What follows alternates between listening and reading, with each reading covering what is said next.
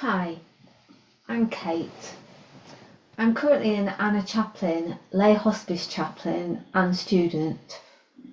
Well over 20 years ago, I worked as an occupational therapist, trained in both physical and mental health. I had opportunities to gain a broad range of experience, which I did primarily with adults at different stages of their lives. As a lay hospice chaplain and as an chaplain attached to a Methodist circuit, I see people from varied walks of life. Some profess a faith, some mention being active Christians, some that they are non-practicing in their tradition, and others say they either aren't sure or don't believe in anyone or anything in particular. There are also some that are adamant that God does not exist and that religion is a waste of time. My role is not to judge or even comment. Spiritual care is a dynamic, person-centered process that requires active listening, thoughtful presence, and a willingness to meet individuals wherever they are on their unique journeys. I have had what I would describe as a fascination with death for as long as I can remember. And it has been my privilege to be alongside friends, family and patients as they have neared death, as well as to be a bolster for those who are directly supporting their loved one who has a life-limiting illness or is dying. Spiritual care in the context I am in varies. As I listen to people's life stories, I am gifted the details they wish to share, sometimes facts, and sometimes deeper parts of themselves as they voice hopes, dreams, regrets, joys and frustrations. I'm sure you get the picture. I have discovered that people generally are more than happy to share their stories if a comfortable, uninterrupted, safe, confidential space is provided, and the person with them is genuinely interested in what they have to say. Time is paused. I listen and reflect back to them what I hear now and again, so they know I am not just nodding in the right places. And I take care not to try and fill any silences that come. A contemporary parallel is like speed dating. It is within a few minutes people decide whether they are going to talk openly or not. Some will naturally not want to talk. Others will talk about television, books, birds outside windows. Others cut to the chase and speak on a very deep level. Some ask for prayer, others accept my offer of prayer. While some simply smile and nod, or say a word of thanks when I let them know I will pray for them later. In the main, I am talking about people I meet in the hospice are most alert.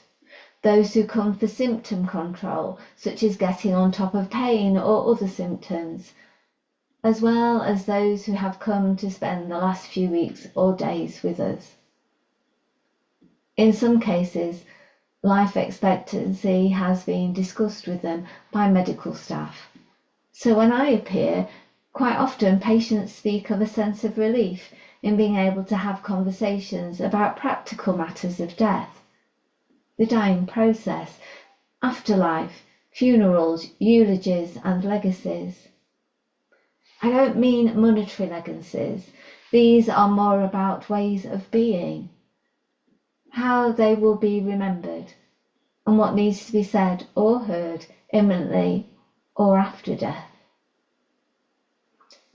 I have alluded to silence within conversation. There is also silence when there is no conversation at all. This is when pastoral presence is most evident and important. There is a stillness in which there is no expectation other than to feel comfortable enough to sit and say nothing or very little, and enable the person I am with to do the same. The offer of a hand to hold, a Bible verse to listen to, a holding cross to use as comfort or as a prayer. A small wooden cross that fits in the palm of a hand is offered to the person and their families, so they can share the intimacy of having something that links them and that may help remove the stress of finding words to say or pray. The holding becoming a prayer in and of itself. Spiritual care, in essence, is whatever the person needing care needs from me or to find in me. A listening ear, a buffer, a bolster, or even a bridge. I stand in the gap ready to help people talk to one another, and also, if they wish, to talk to God, who is ever ready to be found by each of us. Serving someone can be making a drink, asking a question on their behalf, reassuring them that they are not alone, that everyone who enters the room will let them know who they are, tell them what's happening, speak to them and not about them, and when the time comes, will take care of their loved ones. Pastoral care does not end with a death. Families and friends may wish to have presence that involves words, a touch or hug, or silent support that holds a safe space for them to be just as they are. No right or wrong way of being. For them and for me, as long as I have their needs at my focus, my ears and heart open to God's Spirit, and the knowledge that I need not be anywhere else in that moment, just fully present with them. A sensitivity is required to know when the time comes to not be present, for families to be together before death or afterwards, for nursing staff to be the reassuring presence, and later to perhaps then be the pastoral presence for them. Knowing when to be with others and when to give space can be challenging, as it is for families who worry that they will leave and the person they hold a loving vigil for will die when they are not there. Hospice staff ask close family to state when they either enter or leave the room. This is so that the patient knows who is with them at any given moment. It is important to remember that the timing of death is between God and the person. The moment may be with us, but it may not be. The sacred and intimate moment is as it needs to be. There are many times when patients wait for particular people to be with them or not to be. And sometimes they are alone, perhaps not wanting others to experience those last moments, perhaps not wanting to feel that others will not let them go. Another challenge is not to try and take responsibility. Ultimate care and connection is God's. He may prompt words, he may prompt prayer that are spoken or not. He may prompt silence. But there is a freedom in recognizing that God will prompt each of us to be where and how we should be.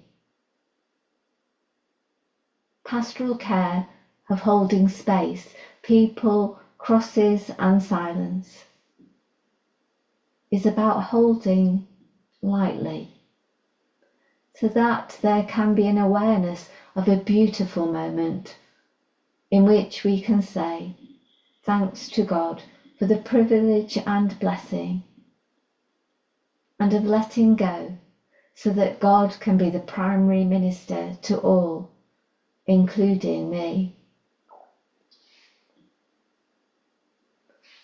The Japanese theologian Kosuke Koyama wrote a book, The 3 Mile an Hour God, in which he says, love has its speed.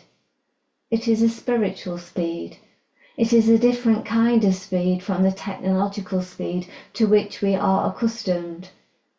It goes on in the depth of our life, whether we notice or not, at 3 miles an hour. It is the speed we walk, and therefore the speed the love of God walks. This is the essence of spiritual care, to slow down and allow ourselves to be just as we are, and the person we are with to be just as they are. No rush. The speed is the speed that the love of God walks.